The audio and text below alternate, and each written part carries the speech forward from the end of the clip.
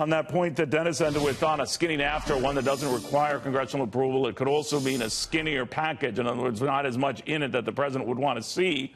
The wheeling and dealing already beginning. Louisiana Republican Senator Bill Cassidy on that. Senator, are you optimistic that a NAFTA deal can still be had? I mean, the timetable is very, very tough, as you've reminded me. Skinny NAFTA or no NAFTA, right? I actually think it will get done because it is so important. Your guest just pointed out that we do more trade with Canada, I would add with Mexico, than we do with all these other countries. We export more to them, I should say. In that case, it's incredibly important to our businesses and therefore to our workers. I think it gets done.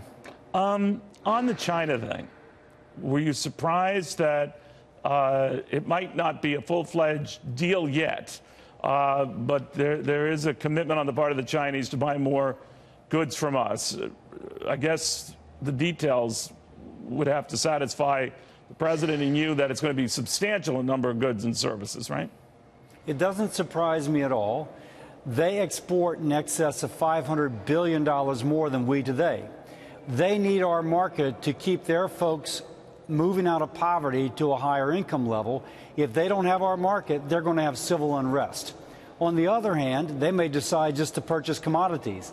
That'll be fantastic for Louisiana, both agricultural, natural gas, ethane, things like that. But I think they have a lot of capacity to purchase U.S. commodities, and I think they could achieve what they're obligating to just through doing that.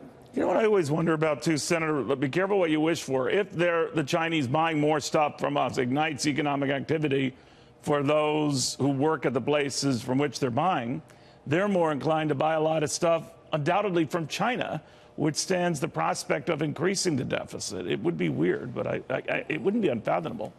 Well, for example, we now have agreements to start sending them ethane, and we're looking for agreements to send them natural gas. I actually think that benefits us in a variety of ways.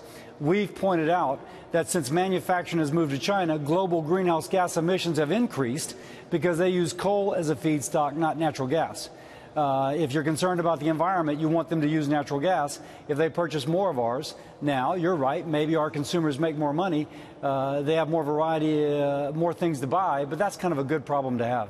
No, you're right about that. Senator, I'm wondering, though, what you make of this reported division among those at the White House leading the talk. Steve Mnuchin is more, I think globalist has a bad pejorative to it these days, but more inclined to do things in moderation, not sort of blow things up, as is a Peter Navarro, much more inclined to do just that. Now, there were reports that when they were in China a couple of weeks back, there was a shouting match between the two of them. We don't know what the truth is. We just know that they come from distinctly different points of views.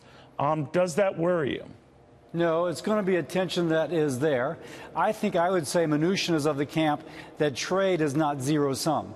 It can benefit both sides, whereas you get a sense from others in the administration they do think it's zero-sum. I think the U.S. benefits from our investment in other countries. China is a special case. China steals our intellectual property. They tilt the rules against our companies doing business there to favor their own.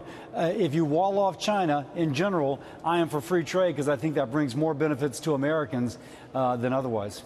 You know, Senator, I'd be remiss if I didn't want to get your thoughts on the fallout from this school shooting in Texas. And once again, Democrats are saying Republicans have dropped the ball on this. Dropped the ball on reining in guns. There are better than 300 million out there.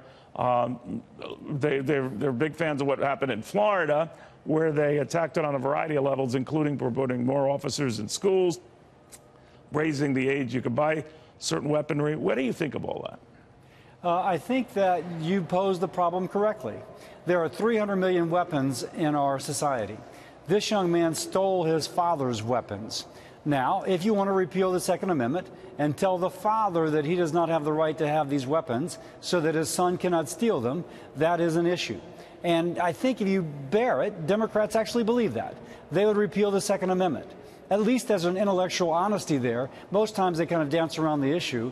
We live in a free society, and so far the American people have voted for freedom. All right, so the efforts that were made in Florida, this would have not been the case, certainly in Texas, where I believe the gun purchasing age is 21 anyway. And in your case, as you aptly pointed out, the assailant here stole his guns from his father. But leaving that aside, is there something where the sides can agree on a multi-tiered plan, much as was done in Florida, or not? There's a couple things. We've already agreed on a lot of things which are being implemented. Chris Murphy and I, he the progressive senator from Connecticut, right, co-authored the mental health bill of 2016, which is now being implemented. The understanding being that if a young person has a mental illness, they would have that mental illness addressed as opposed to fester.